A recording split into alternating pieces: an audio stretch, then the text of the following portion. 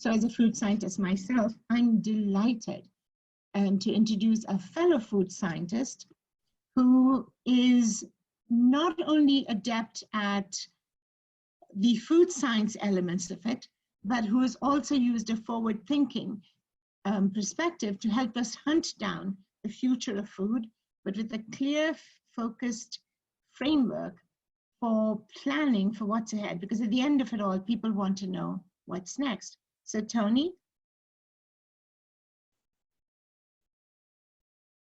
Thank you, Kanta. Thank you for that.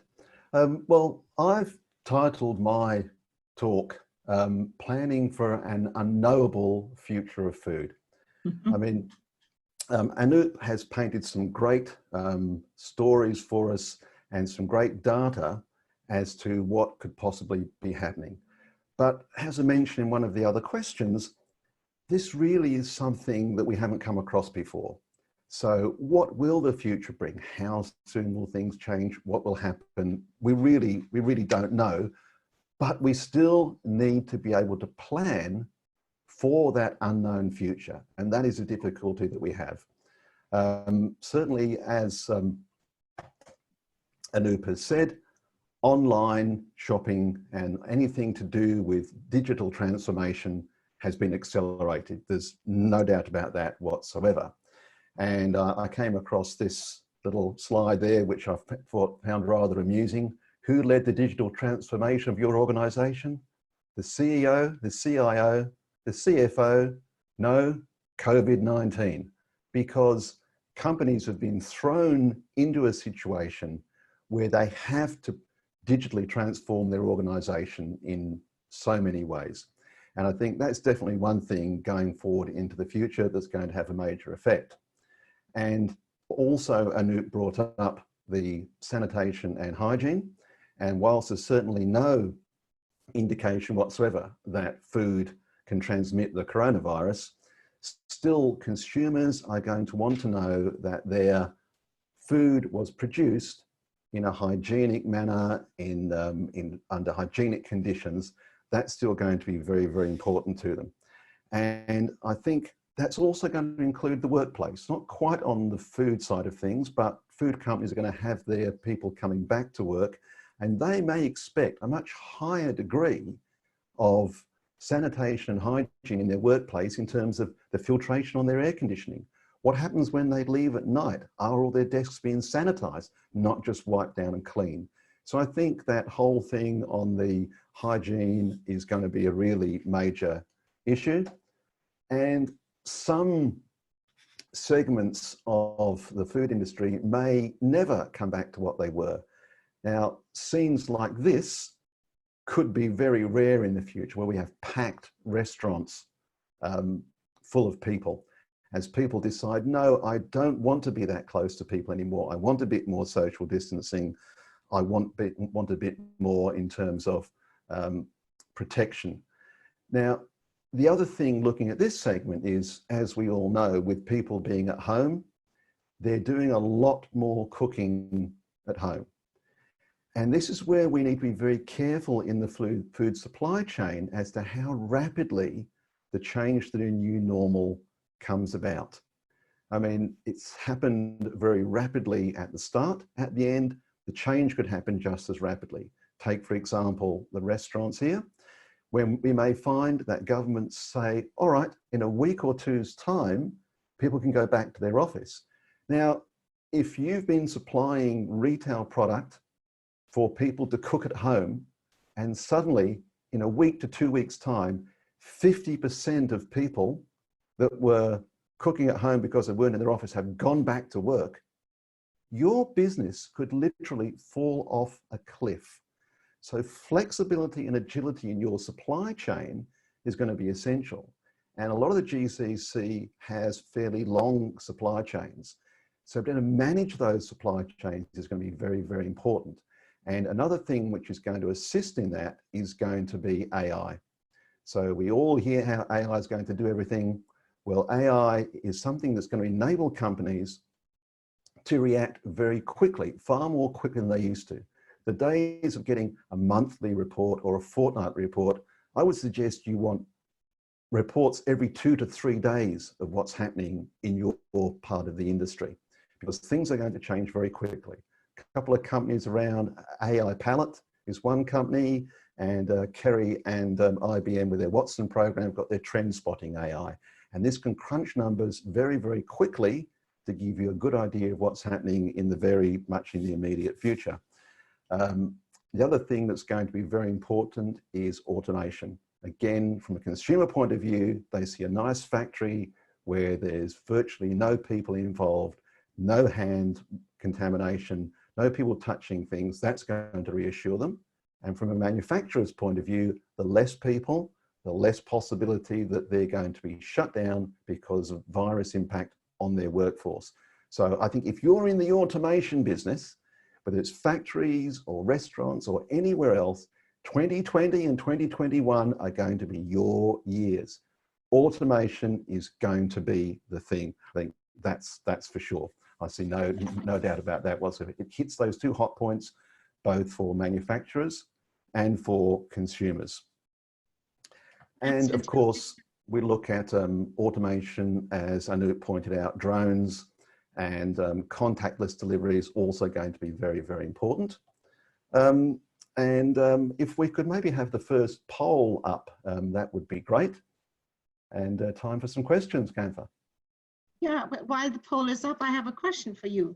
So if automation is the way to go, that means less people. But the fact of the matter is the food industry is based on agricultural produce, whether it's from animals or from crops, and a lot of people are involved.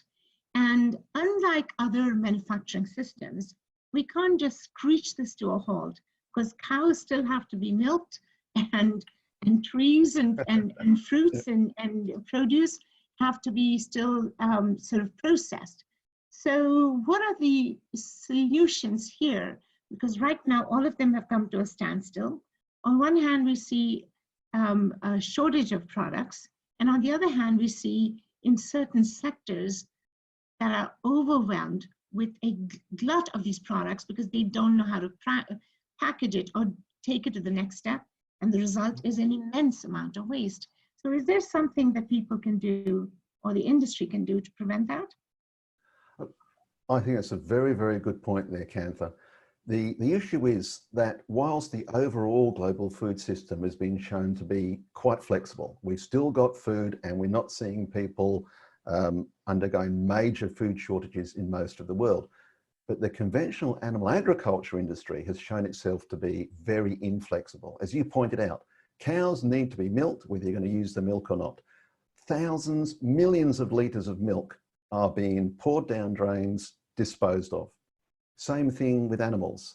And I've got this further on, but we may as well talk about it now. Some animals, particularly chickens and pigs, when they're ready to be slaughtered, they're ready. So you need to slaughter a chicken at around about 30 to 32 days for a fast food chain. They don't want it if it's 34 days or 35 days or 40 days because the factory closed down for 2 weeks. They are literally opening abattoirs to slaughter animals and bury them in landfill. They render some at very low value, but we are landfilling millions of animals around the world. And actually in Ireland, they've just declared the meat industry a high-risk industry because of the problems in the workforce. It's such a high labour content industry. And this is where, again, if you're into automation and you can automate an abattoir, you can automate animal agriculture, you're really going to be have a good couple of years. And really, how can you automate this? I mean, it comes down to new technologies. It all comes down in the end to what technologies are going to drive this. And that is another area that's going to be accelerated enormously, is the automation at the end of picking and packing, and the days of waves of temporary workers traveling the world as backpackers to earn their living may be numbered. Thank you. So yeah, we've got our results about a formalized vision of what the new normal would look like. And what do you think of the results, Tony? And what are your Well, perspectives? I think that's fairly typical, Kant. And I think if the answer is I'm not sure, it's no. Because by the time your powers that be tell you they've got a plan and explain it to you, it's too late. So if you don't know that you've got a plan now, you haven't got one. And if the people at the top have got it and not telling you, I think there's a problem there. So not too unexpected, because it is so volatile at the moment. We'll come to that later on too. So moving along, this is what we were talking about before. We've really been through this, how inflexible the animal agriculture industry is. And as you pointed out, Cantha, even things like picking some fruits and vegetables, highly labor intensive. So something that's not really going to change very quickly, but it's going to need to change if we want to continue to produce the amount of food that we do at the moment. And the other thing in the fragility in the food system we've seen, of course, is fresh goods. I mean, a lot of fresh goods are shipped around the world on passenger flights. No passenger flights, no air cargo. Air cargo companies just can't keep up with what's required. So that's another issue that we've got there. And I think one of the big concerns is looking at the exposure of countries to imports for their food. And this is a chart here of the change in food import dependency over the 10 years from 1997 to 2017. And if you look at that, you can see that virtually every country, a lot of countries, are increasing their dependence on imports. And as we know, some countries in the GCC and in Asia, 80, 85, 90% reliance on imports. And I think that's a real danger going forward. Because when it comes to a crisis, it really doesn't matter how wealthy your country is. I mean, if there is no food to be had, then doesn't matter how much money you offer, it can't be bought. And we've seen this in that some countries, fortunately for short periods, have restricted exports of staples like wheat, sugar, soy. They brought them back on, but it goes to show, in a crisis, countries will hold on to the food for their own use, and they will export whatever is left over. And that makes countries that rely a lot on imports highly vulnerable in the world global food system. And I think that's something that certainly this pandemic has exposed again. Now, we've got through this one, and there will be another one. There is no doubt in my mind, this is not the last pandemic, whether it's COVID 2022 or COVID 2025, there will be more. And countries need to have a look at how do they improve their food security fairly dramatically over the next decade. And I think that comes down to a raft of new technologies. We have everything from cultivated meat through to algal bioeconomies. And all these technologies can be brought to bear so that they're not subject to the tyranny of arable land and fresh water. Because at the moment, those people that have arable land and fresh water can grow more food than they need. Those that haven't got that have to import it. So how do you use technologies that don't require arable land and large amounts of fresh water? Those technologies do exist today. They need to be scaled. They need hundreds of millions, if not billions of dollars worth of investment. But that is really chicken feed in the world of VC and other investment. And with the wealth that's around to do this in some of the countries that require higher food security. So I think that's a real opportunity now for countries to look up and say, wow, I thought I had a long time to get this right. I may have a lot less time than I thought. And companies, countries need to consider this very, very carefully. The old one of let's just get people who've got too much food to eat less and waste less, and we'll send it around the world for everybody else. Again, we've seen that may not work. Well, first of all, people are not going to do it. I've been telling people for 10 years, don't eat so much. Hasn't worked. When it comes to a crunch in a crisis, people will keep the food if they think they need it themselves. Now, some countries, including the GCC, are stockpiling 12 months worth of food. Imagine the cost of that. Imagine the lost opportunity cost of investing that money in new technologies to improve their food security instead of stockpiling it in warehouses. I think, again, it's a real opportunities there. So long term, we need equitable distribution of manufacturing of food, not distribution of the food itself. That is not going to solve the problems. So we could have technology, we could have new sources, but do we have an idea of what product types will be in higher demand after the pandemic? We know what's in demand now. Nielsen has shown that. So this is a question to both of you. You can take it first, Tony, and then Anoop too, as to what else should they be investing in? One of the overarching drivers of the future of food is personalized nutrition. And looking at that, what we've seen in that is people looking for immune support. People are saying, there is no vaccine. I don't know whether I'm going to get this or not. What I need to do is support or boost, more support than boost, support their immunity. So products that support people's immunity are going to be in high demand. We're seeing that already, and I think that's a major trend that's been dramatically accelerated by this pandemic. And then when you get down to it, if people have personal needs to boost their immune system because of dietary requirements or other things, companies that can personalize across these to what people want, they're going to be the ones that are going to be in high demand. Anoop? Yeah, I mean, yep, pretty much what Tony has said. I mean, just to add a few dimensions to that, it will probably center around essentials, but essentials that see them through the day. It will center around health and hygiene, as Tony rightly said. It will be all about staying healthy, staying fit, staying strong. I think that's the critical aspect. And anything that addresses these two pillars will probably go a long way, whether it is food or non-food, either ways. But these are the two anchor points around which most of the consumer uptakes would revolve around. And like said before, it will all center around reassurance of quality and trust over and above all these things in terms of what the consumer categories and how the categories move.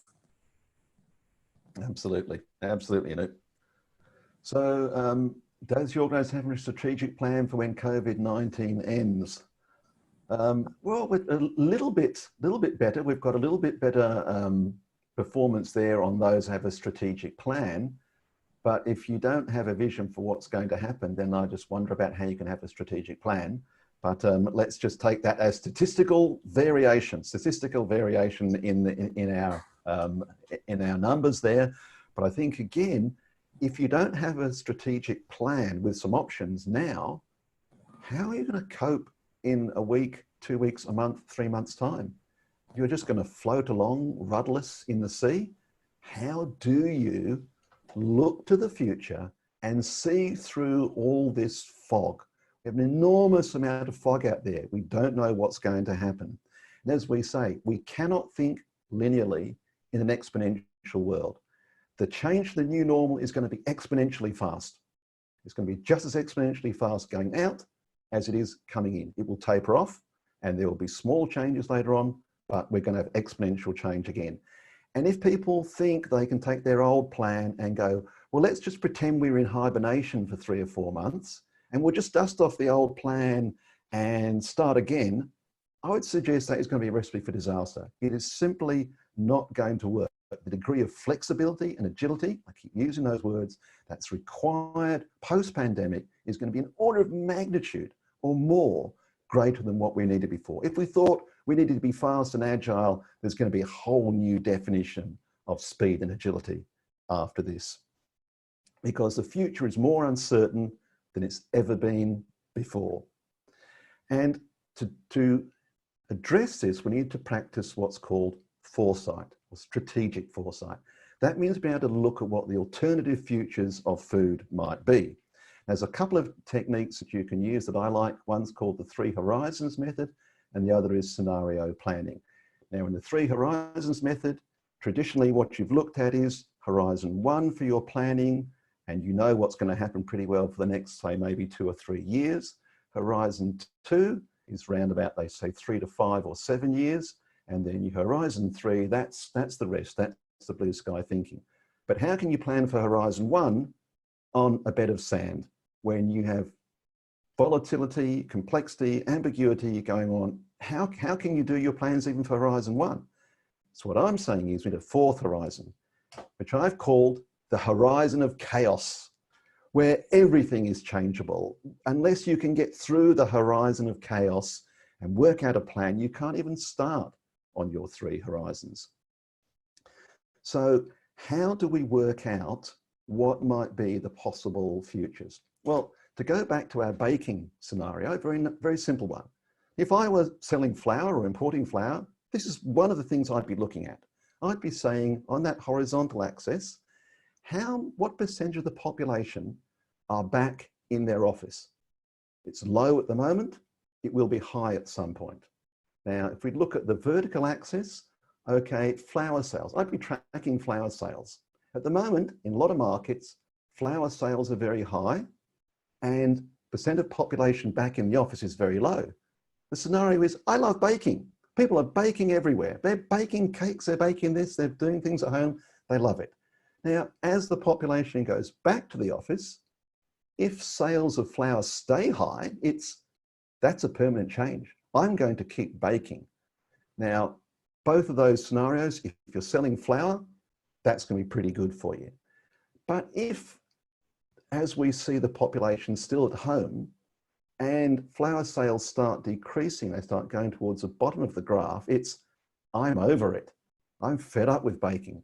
If I see another cake, I'm going to scream, and I'm just going to go buy stuff. I really don't want to cook anymore. So that would require a whole different reaction from a supplier or the flour supply chain to the other 2 scenarios. And then if we go to the bottom right-hand quadrant, where people go back to the office and they simply stop buying flour almost overnight, I just don't have time anymore. I wasn't baking much before because I didn't have time. Yeah, I like it a bit more, but I just don't have time. So looking at each of those scenarios, you'd need to have a strategy in place, not a fully detailed 5-page, 13-line, 5 SWOT analyses later, just a top-line plan that says, what do I do when these things happen? And as I say, you need this feedback on flour sales and population 2 to 3 times a week to be able to react properly. Now, what I'm suggesting is if we combine these 2, we have what I'm calling scenario horizons. If you look at the horizon of chaos, under the curve there, we have 4 crosses. That was our scenario planning. Horizon 1, we have our scenario planning as well. By having multiple pairs of uncertainties and variables that we track, it enables us to put in place flexible plans to react to whatever the new reality actually is. Because no one knows the future, exactly what will happen. We can only say what the possibilities are and what the probabilities are. And this scenario horizons model will allow you to put something in place to react quickly to this exponential change that we're going to see coming out of the pandemic. And by doing that, we can look forward, we can look into the future, and we'll be able to get a view of what might be. But we can't be timid about this. We can't go, oh, let's wait and see. If you wait and see, by the time you see, it's too late. So I like to say, the bold dare to create their own future. Because if you don't create the future you want, somebody else will create a future for you. And it may be one that you don't like. Thank you. That was excellent, Tony. And what you're really pointing out is agility and staying connected to your markets, your consumers, and most of all, being empathetic towards the needs. But there's also another part of it, and that is sort of like a highway. We're all on the highway. We're all going the same direction. In the US, it's 75 miles per hour. How many kilometers? I forget that. But suddenly something has happened. COVID has Yep. happened. We've all come to a standstill. Now the question is, what do we do next? Do we wait to tide this out? Do we take a side street, or do we reverse and push some of the people back in the other direction? That's a very important question. Could you take a real live example and explain which way one would go? Because pivoting seems to be a very key element here. Yeah, I think, as mentioned towards the end there, Kantha, basically being proactive, going out and saying, okay, here are the possibilities. What's the future that I want? Do I want to go down the side street? Do I want to accelerate? I think the worst thing you can do is stand still. And I would suggest if you dust off the old plan, you've actually put it in reverse. So I think that, you know, that's the thing, you know, that flexibility, that agility, being prepared. And none of those techniques that I'm talking about there, do we want to go on week-long retreats to produce these things? We're talking about practical, short-term, short duration of planning things that you can do in hours a week and review in hours a week that are not going to take a full-blown strategy session of a week, because by the time you do that, it's too late. Again, agility, flexibility, having your options open and then knowing which ones to take and saying, if I have a choice, which one do I want? Which one does my organization want that I can drive towards and drive towards a future that I actually want to see? Very good. So history tends to repeat itself. And Anoop, your company tracks history. Do we have some pointers from history? Maybe what's from the long distance past may not work, but do we have any tips and pointers that companies can look at to give an indication of what might or should be the likely scenario? Kantha, if I can just add to what Tony was saying, I think, and to your previous question as well. So if you look at humanity in general, whenever it's been faced with any sort of an adversity, it's always found a way out, and probably it's come out stronger. It's come out bolder, it's come out stronger, it's come out harder. I think this is one of those scenarios where we'll probably be better as we turn around the corner on this as well. So we'll be better prepared to handle probably scenarios like these in the future. To your point about, are there learnings from the past?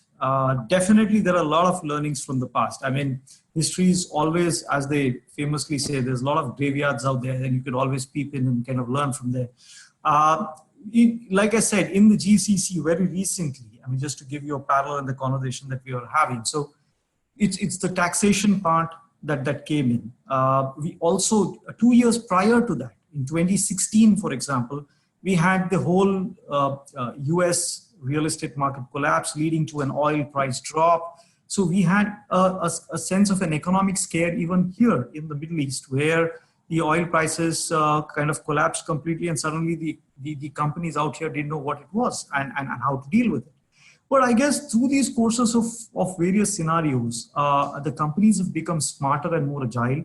The consumers have kind of managed the ways to kind of react to it. So there are data points through these various scenarios that tells us what the time horizon looks like in terms of recovery. The only perspective insofar as this scenario is concerned, the pandemic scenario is concerned, is we're dealing with a little bit of an adversary that we can't see. Or a mathematical sheet will not help solve the problem. Which typical economics, we can develop scenarios, statistics, modeling, and so on and so forth. This is one place which is a genuine human situation. And that's why probably learnings will have to go back to a fairly distant time. And someone just wrote to me a few days back about how the previous pandemics were panning out, be it the Spanish flu, the SARS, and MERS, and what have you at that. And we've had a fair amount of casualty. But each single time, if you pick up a book and read about it, you will realize how the bounce back of those countries and the economies have been. I mean, it's taken a while, but they have bounced back twice at better. Our economies haven't really taken 2 steps back. On the contrary, we've gone 4 steps ahead.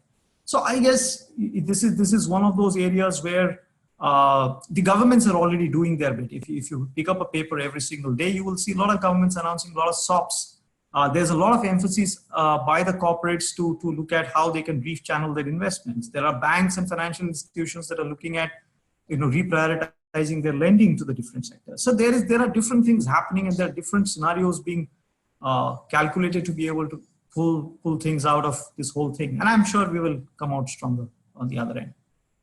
You're absolutely right on the nail for this.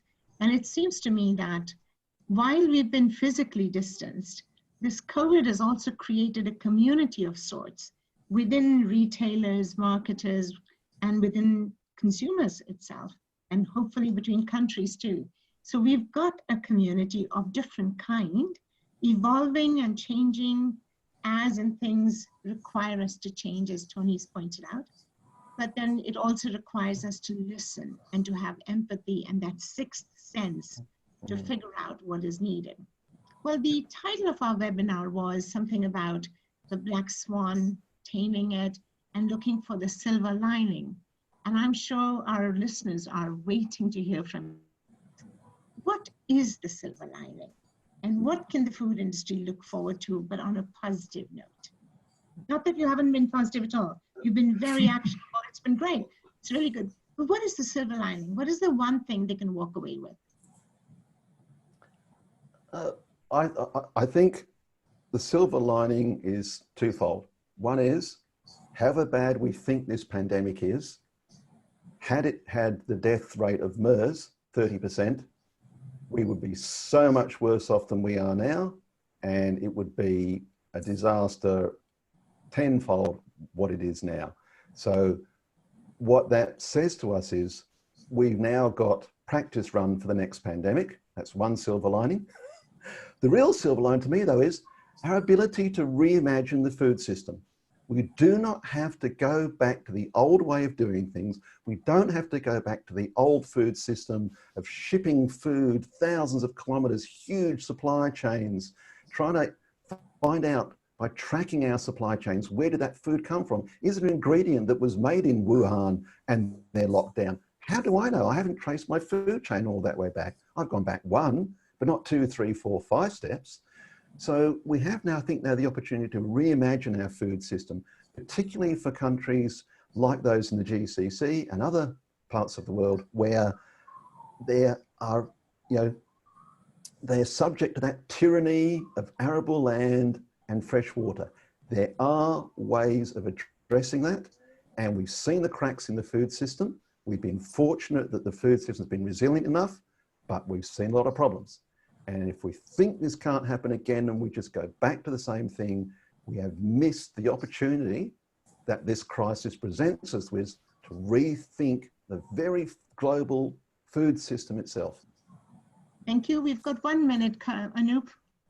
Yeah, I'll just be quick on this. So two points from my end. One, I think the biggest reality is that we as a humankind will continue to eat the food and beverage products. So it's not like we're going to change our habits in that sense. So I guess from that standpoint, the food industry is secure. What is going to interestingly create is opportunities of three kinds. One, relook at the whole distribution channels, relook at the stocking patterns. So it could create a whole new industry in terms of how the food is sourced, stocked, and made available for a sustained period of time. And third, it will bring about technology intervention in a very significant manner, be it production to shipment to delivery to consumption, right through the channels. It will create a whole new dimension and paradigm in a manner of how the supply chain works through using technology. So there are opportunities, and opportunities manifold. I think more than a silver lining, it's going to be silver everywhere. So I think bigger and better at that. Yeah. Thank you very much. You both have been spot on. COVID-19 is indeed a reset button, isn't it, for the food industry? It is. To be able to quickly reevaluate what we're doing and how we can do things better. And to take this opportunity because everybody is ready for a change, and a change for the better. Yep. And as I totally agree with Anoop. Technology is going to be the answer, both in all the things that Anoop said, and as we talked about before, in the manufacturing side as well. So like, I think technology is going to be, a great contributor to the silver lining, Anoop. Thank you very much. And that brings Thank us you. to the end of this webinar, and I will now turn it over to Mark and see what Mark has to say next. Thank you. That was just such a hugely informative session. So thank you, Anoop. Thank you, Tony. Thank you. It was, for me, finally good to have some slightly more optimistic view of what our future is going to look like. I keep going back to the very fundamentals of this industry. You know, food is actually, it's one of those things that is dependent on our population, and population continues to grow. Those of us who are in the food industry, as difficult as it's been, we know that the underlying market fundamentals remain strong. Population grows, we need more food. What we have to get our heads around is better, more efficient ways to produce. And I think that's the message of hope that we take out from that. As we start to see economies reopening and are starting to step outside again, there is hope. We'll do it cautiously, we'll do it carefully, but the silver lining for me is that we can reimagine our future in a better way. And I'm glad you all brought that to the table. So thank you, Kenta. Thank you, Anoop. Thank you, Tony. And thank you all of you who tuned in. The presentations will be available. The live recording will be available. We'll send you a link, but you'll also be able to click onto gulfood.com and find a live event there afterwards, together with the previous session. And all being well, we look forward to seeing you in the flesh, as it were, live at our new event when we come back to market again this coming November 3rd to 5th. Take care. Great. Bye, everyone. Thank you. Thank you, and bye, everybody. Bye.